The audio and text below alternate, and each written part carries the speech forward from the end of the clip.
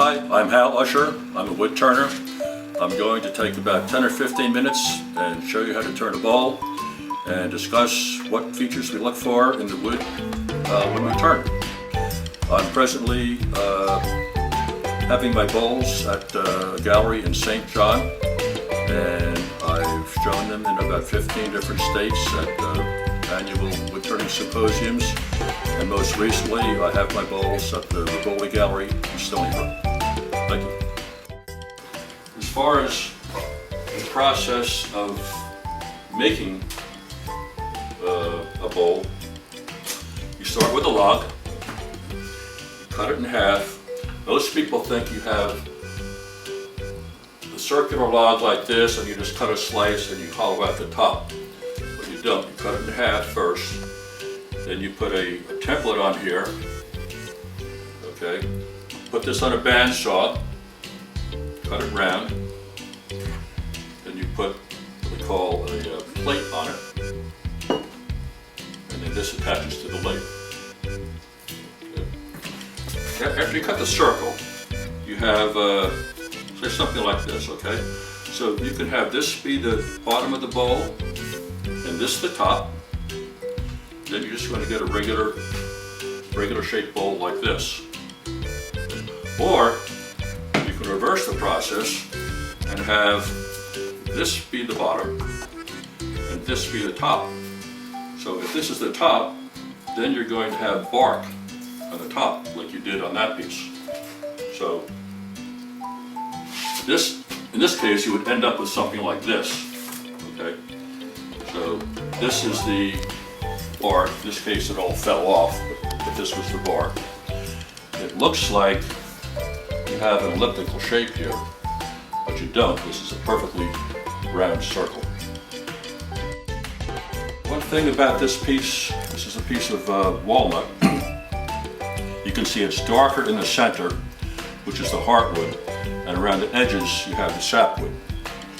So the other half of this piece, when I turned it, okay, this is what I got. Okay, here's the heartwood, here's the sapwood. Another piece, and I reversed it, and then you get this entirely different presentation. You have the sapwood in the middle and the heartwood on the outside. Functional pieces like this, functional salad bowl, okay, and they're decorative pieces. So these are the decorative pieces, okay. Obviously, not very functional except for one roast. Okay. This doesn't hold a lot of water. Okay. So all these pieces are strictly decorative and they're non-functional. Okay. You know, this is functional, but I also try and get a decorative feature in it. So this figure down the middle is created by taking the wood out of the crotch of the tree. So this is a piece of white birch. Here's the main trunk, 2 branches. This is the crotch. Here, this is all figured wood. Okay? So I have figure in this piece, a figure in this piece, and that makes it something more interesting than just a straight platter. So this is one type of decorative wood that's functional.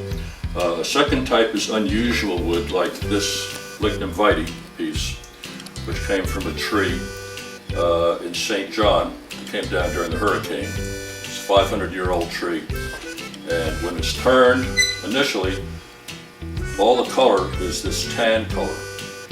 And after it's exposed, it oxidizes. You get these greens and pale greens and all these different colors. So that's what makes this interesting. Another type of decoration comes from an insect infestation. So this is a partially turned piece of sugar maple, and it has all these little holes in it caused by an ambrosia beetle. So once this beetle gets into the tree, it causes all this discoloration, which is another decorative feature. Lastly is burl wood. Okay, this is a stem from a manzanita tree that I picked up in California this summer. And it's a very small stem, 1.5 inches in diameter. And this is the burl that grew around it. Okay, it's a cancerous type of growth. Okay, so pretty ugly looking now, but this will turn into a really interesting piece. On Long Island, we have a lot of cherry burl. Okay, so this is a slice off the side of a tree, cherry tree. This is the burl, pretty ugly. Okay, but with a piece like this that ended up looking like this.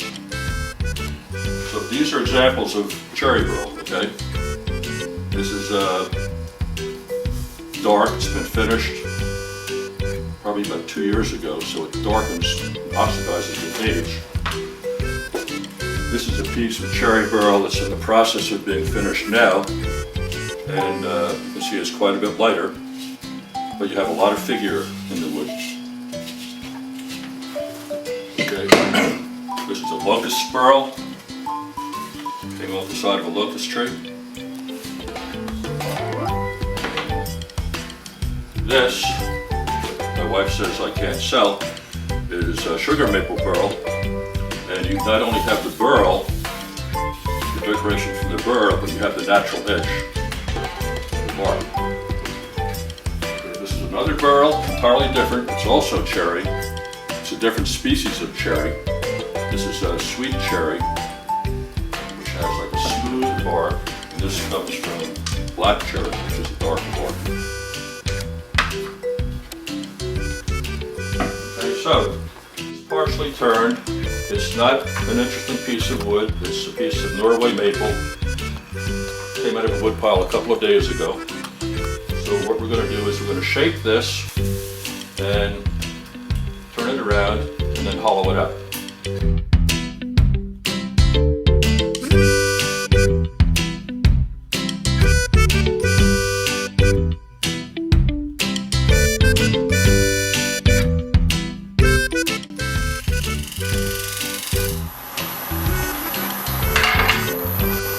Okay, so now we have a decent shape here, but there's a little bit of decay here. There's an old stem here. We didn't quite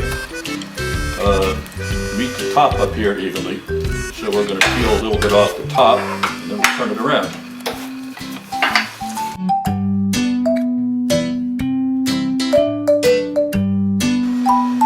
Do a little bit more.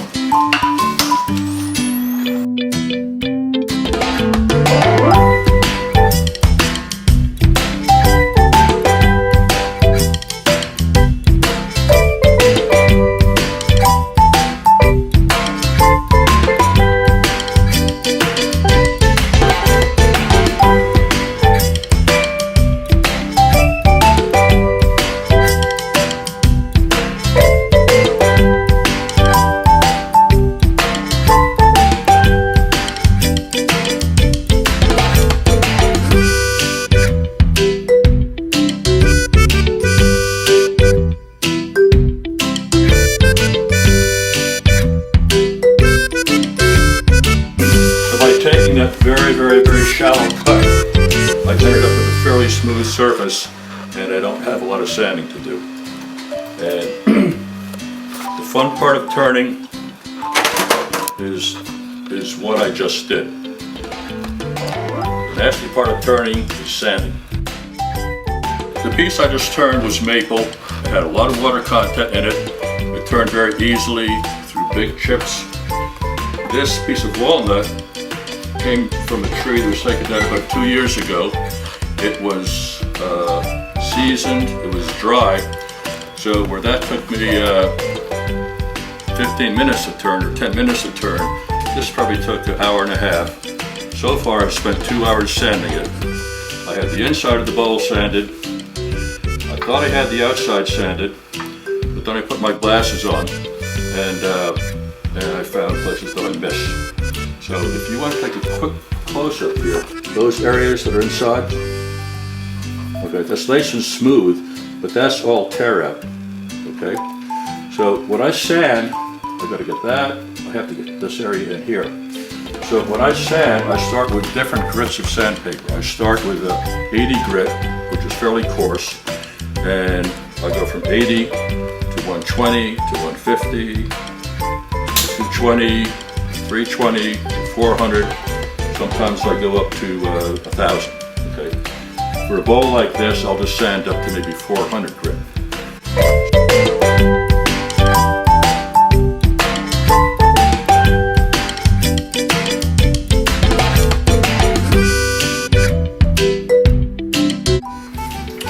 Okay, as far as finishing goes, there are several different options. Some people use shellac. Some people use lacquer. Since most of my pieces are designed to be used, I need them kitchen safe, and so there are two finishes that I typically use. One is it's basically a salad bowl finish. They used to call it salad bowl, now they call it wood bowl finish. I put about 3 coats on. I'll let each coat dry for about 24 hours. Then I go back and go through the whole sanding process again, because when you put the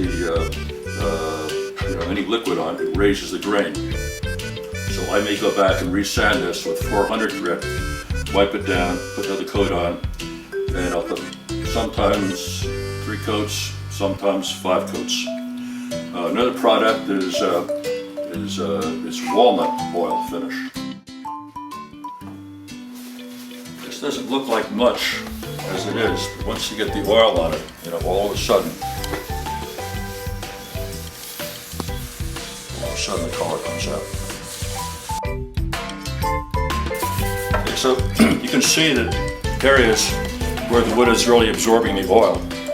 So we won't belabor the process now, but I probably would spend a half an hour on this, continually rubbing it in. This is when you find out where you made mistakes. Put finish on, and let any scratches, this is when they show up. This is when you mutter bad words, you put it back on the lathe, and you resend it.